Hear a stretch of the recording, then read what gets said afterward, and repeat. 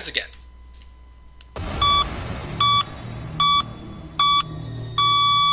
Just kidding, I'm not going to do that again. Even though it is a cool intro, I'll give it that. What is going on, guys? How are y'all doing all tonight? This is the Club of the Man 1993, and we are here live for a live review of a old episode of AEW Dynamite. Of course, I have 2 episodes of Dynamite I need to review and catch up on. As I said, I'm hoping with my vacations out of the way, yes, other stuff going on in my life right now, I'm hoping that, I will get back to some more consistent content within the next few weeks. Of course, as I am doing right now, sticking with the stuff that I actually want to talk about. I, of course, did do a live stream late on Saturday night about the draft for WWE, and I gassed out towards the end. Well, probably because I was tired, because my adrenaline was starting to crash from my vacation. But, still sticking with that plan. WWE is giving me nothing right now that I want to talk about. Although I will be doing some WWE content tonight to try to catch up on some things. Which is, of course, turn alerts. But, of course, I will explain that when I get to the first turn alert I do tonight. So, hoping to get 2 Dynamite reviews done tonight. Hopefully, some turn alerts, which I'll start recording some of them. See how many I have to do. I'm only doing ones, well, I'll say it right now. I'm only going to do ones that matter to me. If it's just turn alerts on a bunch of these random no-names in NXT that I don't even watch anymore, I'm not going to do any turn alerts on them. But I will do at least the main roster ones, and maybe like 1 or 2 from NXT that I would briefly talk about, and Dynamite, and maybe because again I am ready to review my next 3 Seinfeld episodes, the last 3 from season 2. So we'll see what time it is and how it goes, because I'm once again, unfortunately, not due to good reasons, but I'm actually home by myself for a whole week again, so I got all the time in the world. Well, except for the fact I'll be doing my usual stuff, during the week. Like, I'll be doing trivia once a week. This week, I'm going to be visiting my girlfriend this week a few times. So, I'll make sure, of course, to do my content whenever I can, of course, as always. But, let's talk about the October 6th, 2021 episode of AEW Dynamite. It was the anniversary show of Dynamite, as it's the 2-year anniversary. Well, I think it was October 2nd, 2019 was the first ever episode of Dynamite, where it all began. And I'll be real, I've tried watching highlights. I loved it, but I still just felt that I couldn't personally grade it. I just didn't feel like I could grade it. So I'm not giving this one a grade, unfortunately. But it was a great episode from what I saw. Definitely got me excited. It's just that I feel like I didn't get the full experience out of it. The fight, my full gears weren't turning. Tried to do a horrible pun there, and it did not work out. Before I saw this episode, I liked. Especially that ending. The ending of the show was awesome. And it's setting up a mega match that I'm sure we all have been waiting for quite a while at Full Gear. And I think we will be seeing a title change at Full Gear in the main event scene. We'll see, though. But, let's get rolling and talk about this episode of Dynamite. Because, like I said, I have other things I want to do tonight. Not watching Monday Night Raw. Not watching. I'm not. That TV over there, it's not going to have Monday Night Raw on tonight. It's not going to have Monday Night Raw. You want to know why? Because when I get to the Seinfeld reviews, I am reviewing the inside looks and then recording the reviews. If I get to all those, like I said, I have a lot of content I'm going to try to boom out tonight. I have the whole night to myself. Well, of course, I do have to get up for work tomorrow, and I got to make reservations for my trivia night. So, we'll have to wait and see. So, let's talk about Dynamite, though. Again, this show took place just about 5 hours east of me in Philadelphia, Pennsylvania. The show opened up with an 8-man tag match. The Elite, which was Adam Cole and, wait, hold on here. Who all was in this match? I don't have it all listed here. And like I said, I didn't I don't feel like I got the full experience out of it, and I watched the highlights. AEW Dynamite results cage side. Um, here it is. Second anniversary. I know it was at least Adam Cole. Adam Cole. Did Kenny join him?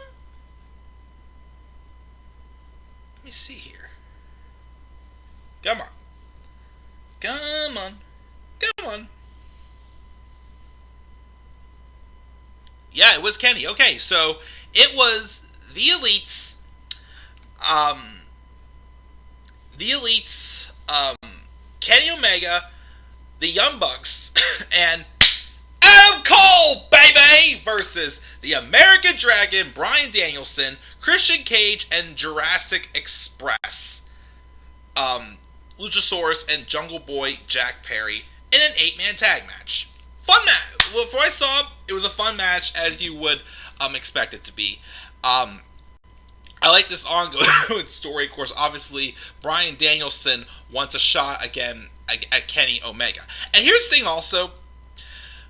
I know he's going to be in, from what I saw from the episode of Dynamite from this past Saturday night, which is going to be a Saturday night Dynamite for the next couple of weeks because of the baseball playoffs going on right now. So I kind of understand why, because I am a baseball fan, of course, even though I really don't have much interest in the playoffs now, because most of the teams that are in the playoffs, I don't really care about, to be honest. I'm just being straight up honest. I don't care about the other 4 teams in the playoffs. But, I know a lot of people think Bryan Danielson is eventually going to win a championship, which if he does, cool. My thing is, though, I feel like Bryan Danielson is basically playing the Shawn Michaels of AEW. He is not there to win championships. He's just here to put on clinics of matches.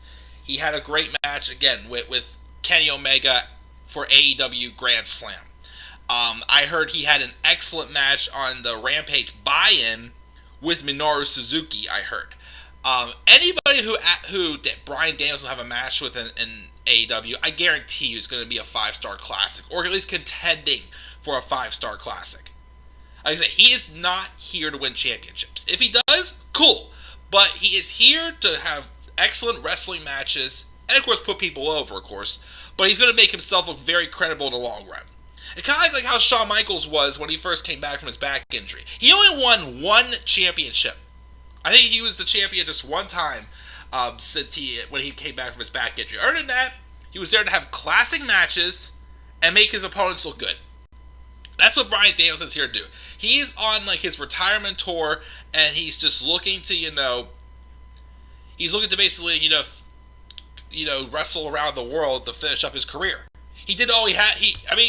Other than, again, there's 2 things I wish he would have done in WWE. 1, have a pay-per-view feud with Seth Rollins, and 2, Iron Man match with Cesaro. They had a 1 or 2 really good matches though earlier on this year. I'll give them that, but man, those would have been classics for sure. Well, maybe I can't guarantee classics in WWE. That's never guaranteed. But he looked good, and Adam Cole got the victory again, baby, for the Elite. I'm wondering if whenever Kenny Omega drops a championship, how long it will be until Adam Cole faces off with Kenny Omega, and he becomes the next big heel in the company, maybe. Or one of them, who knows? I'm sure there's some guys who could be contending with that. Maybe a Cody Rhodes, or maybe a Jon Moxley. I don't know. Because those guys, I feel like, are starting to tease heel turns. But at some point, maybe give it another year, maybe. Give it a year, maybe. But I want to see Kenny Omega versus Adam Cole. Oh boy, that would be good. That would be really good. They tricked me when he came back thinking he was going to be the next person to challenge Kenny Omega, and then he joins the Elite. I think he's going to basically try to take everything away from Kenny Omega. But like I said, they're giving Cole much more of a spotlight than Omega right now, which is intriguing. So I like that. Adam Cole, baby, gets the victory there. And here's why I think Jon Moxley delivered some other promo, hyping up the Casino ladder match in the main event, and he talked about how nobody can beat him. With this going on, and he's doing stuff with that GCW, that show that I I think Zack Ryder had won the GCW World Title in a death match, and I think Moxley just faced Nick Gage in a death match also. A lot of people, I think a lot of people are setting up things to have Moxley to turn heel. Based off of the bracket for the Eliminator tournament, I could maybe see it. That tournament is going to be lacking a heel for sure. I mean, you're going to have Lance Archer in there, because Bryan Danielson's facing Dustin Rhodes. And, there's Powerhouse Hobbs, but I don't see Powerhouse Hobbs winning there. I think they need another heel in that tournament. And I think it could be Jon Moxley for sure. Again, I want to see the more... I mean, we saw like a little bit of a taste of it at the beginning of his run. Like, I feel like they treated Moxley more so like a tweener at the beginning of his AEW run. And he just... When he feuded with Jericho, he basically just solidified himself as a babyface. But I really want to see a malicious heel Jon Moxley. You know, I wanted to see that in WWE when he was Dean Ambrose, of course, but they blew that up completely, even though the moment they turned him heel was very well done. But the run after that, oh gosh. Pooper Scoopers. Remember those days? Yeah, I do too. But I can definitely see Moxley maybe being a heel. They have another promo with CM Punk, who challenges Daniel Garcia to a match at Rampage. Fine. And there's another video package that airs for Arn Anderson and Cody Rhodes, as that story is getting very interesting. And I hear they're going to be doing another match with Cody Rhodes and Malachi Black. Cody Rhodes was really want to prove himself, because Malachi Black, nobody's stopping him anytime soon. And I'm still hoping, even though I'm hearing some report that Cody Rhodes came out and said he would never turn heel in AEW, he's got to turn heel.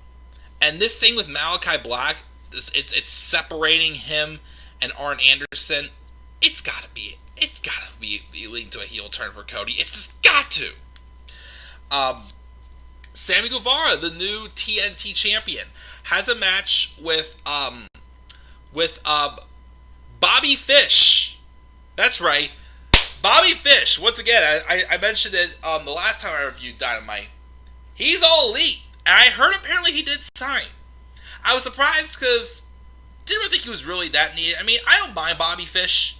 In a tag team, I liked him. As a single star, though, meh. I also didn't realize he's 45 years old. Well, he's about to be 45, I think in like a week or so. I didn't think he was that old. But while we're here, let's just ask that $1 million question again. The one that Matt Riddle asked at NXT TakeOver Portland last year. Have you guys figured it out yet? It's just like, who let the dogs out? Does anybody figure out who ever let the freaking dogs out? And then, there's also another one I always ask.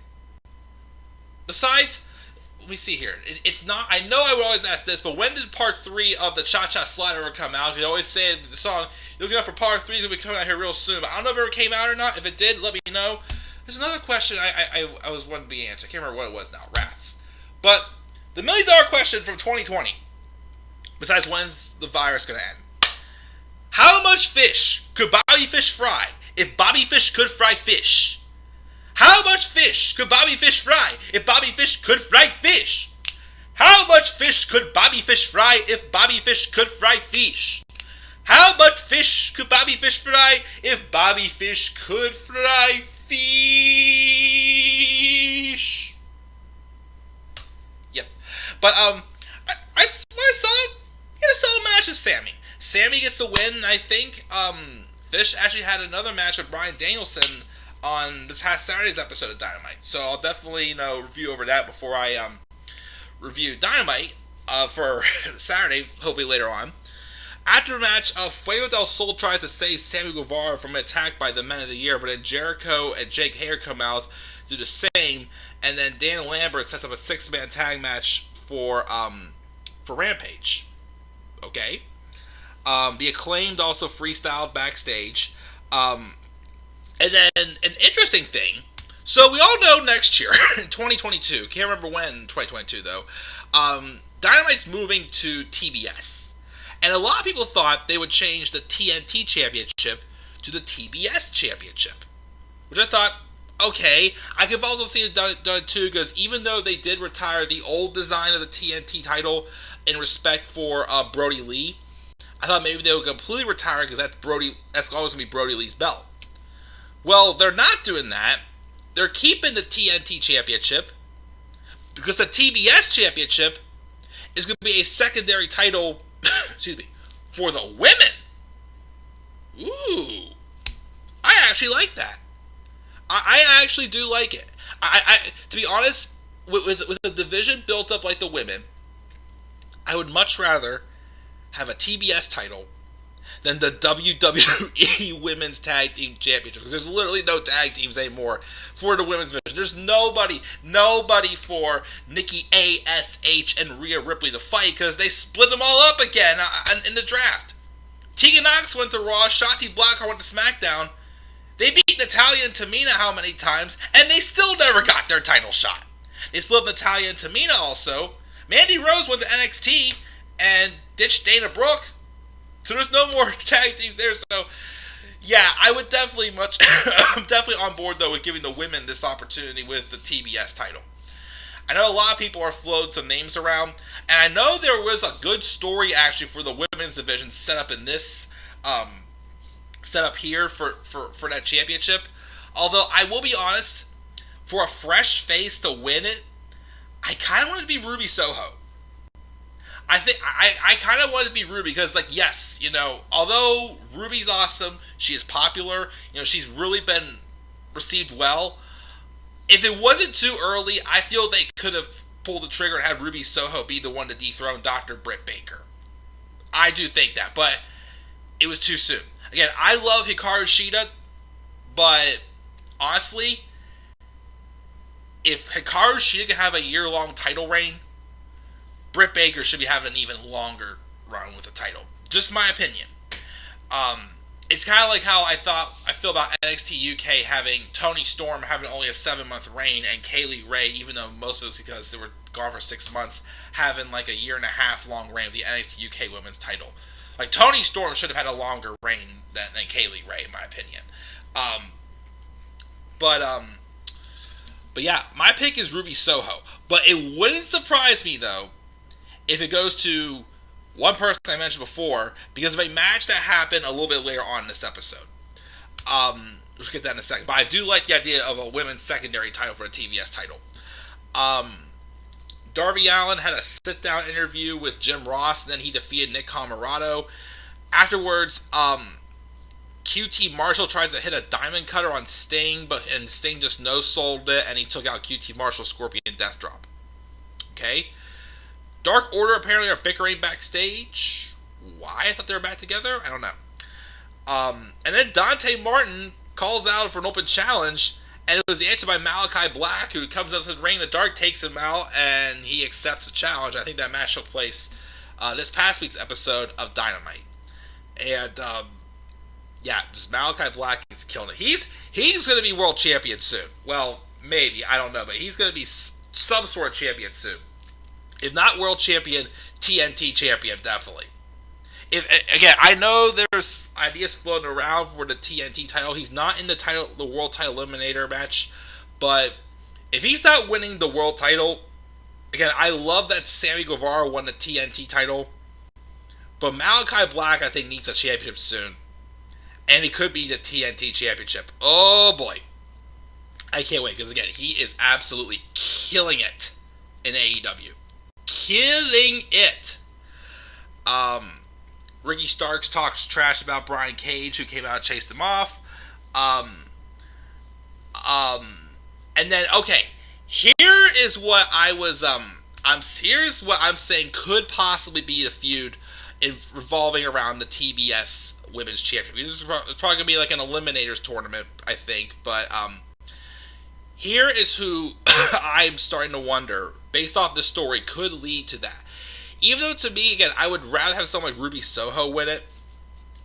But there was this match with Serena Deeb and Hikaru Shida on Dynamite from the October 6th episode.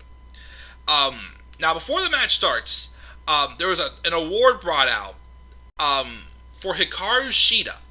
If she wins this match, She becomes the first female wrestler in AEW to get 50 wins. And they pulled the trigger on Jungle Boy. You thought they were going to pull the trigger here for Hikaru Shida. Well, that's not the case. Because Serena Deeb, who I don't get why NXT didn't even... They let her fight in the Mae Young Classic. Why did they not give her a shot in the women's division for NXT? She basically... I mean, I feel like Deeb was like more like a tweener, but she still showed more like a heelish side. If she wasn't a heel after this match, heel here, before this match, she was definitely a heel after this. She cheated to get Hikaru Shida to tap out, and afterwards, she takes that trophy for Hikaru Shida's 50th win, and just clocks Shida with it to break the trophy. Ouch! That's heartbreaking. I mean, well, is Shida in the tournament, though?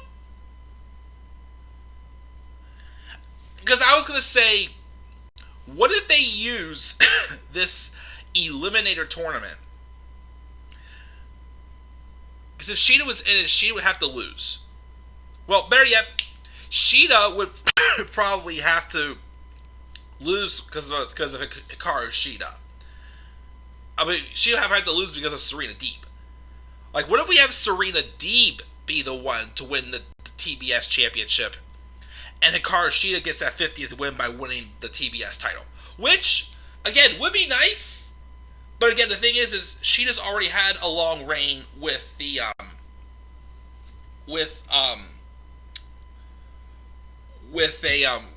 women's world title. So, like, her win the TBS title, it's like, to me, it'd be like, cool, but... Yeah, I'm just coughing. That's not me teasing the idea. I'd rather give it to somebody like a Ruby Soho, or even some people say, Jade Cargill, or a Layla Hirsch. Someone you wouldn't expect. Someone has something to prove still, basically. Not saying that these women aren't good, but I would rather have someone like that be the one to win the TBS title. But that was definitely an interesting storyline there. Darby Allin was attacked backstage by masked men who people think was the Pinnacle. Lio Rush delivers another promo where I think he's trying to become Dante Martin's manager, which again, Dante Martin's tag team partner right now is out with an injury, so he needs something to do, and he's doing a decent job actually as a single star. But Lio Rush is the mouthpiece again. Oh boy. Is he going to be going, Dante, Dante, Dante? Or can we send him up for a feud with him and Dante Martin, which could be interesting. I'm just glad he's here. I'm glad to see Lio Rush in AEW. Because WWE just really dropped the ball on him. And Britt Baker says she is happy that the jealous women of AEW can fight over the TBS title, because those are going to be able to take her title. Or she's only going to be the one on top, as she should be. And then the Casino Ladder Match. We had 6 people, of course, announced ahead of time. Jon Moxley, Pac, Andrade El Idolo, Lance Archer, Orange Cassidy, and Matt Hardy, and the Joker. And that Joker, of course, ended up being Hangman Adam Page. All 7 of those guys were in there, and the highlights I saw, awesome ladder match. And cowboy shit, Hangman Adam Page wins the match, and we will be getting that long-awaited, anticipated match, Hangman Adam Page and Kenny Omega for the AEW World Championship at Full Gear. I have loved how they teased this. It started, of course, with the Dark Order saying how Hangman Adam Page should be getting the shot. But then he kept getting knocked out of that opportunity. The last time we saw him was when they lost that 5-on-5 elimination match, where if the Dark Order won, Hangman gets a shot for the world title, and the Dark Order gets a shot for the tag titles against the Young Bucks when they were tag champions. And he lost that. We haven't seen him since he had a baby, but they brought him back. The crowd loved it. Hangman's getting the shot. Cannot wait for Full Gear. That'll be a killer main event, and that's where Hangman Adam Page will most likely win the AEW World Championship. I kept thinking for a while they were going to hold off because I really thought they were going to have Kenny Omega win New Japan's world title, and he would carry New Japan's titles, the AAA title, whatever it's called, the Impact and TNA world titles, and the AEW world title. I thought he would carry all of them, but when he dropped the TNA and the Impact world titles to Christian Cage, I'm like, maybe we're not going that route. I thought they would have because they're really playing him up as being, the best in the world, but not the case. So I think this will be where Hangman Adam Page dethrones Kenny Omega, and we go from there. And again, that's my review from the October 6th episode of AEW Dynamite. Again, I will be posting some more content tonight. Turn alerts. Hopefully the other Dynamite. And I'm hoping to get my next 3 Seinfeld reviews out of the way with and get Season 2 done with for Seinfeld. So yeah, that's my thoughts, guys. Again, what are your thoughts on this episode of Dynamite? Again, I didn't give it a grade because I didn't really watch the show. But make sure, of course, guys, leave your thoughts down in the comment section below. Be sure, as always, to slap a like on the video, subscribe for more content to come to my channel, and follow me on Twitter at DemandAirBoy93. Until then, guys, I'm checking out. I'll see you guys hopefully a little bit soon. Have a great night, though, if I don't see you again. Peace out, everybody.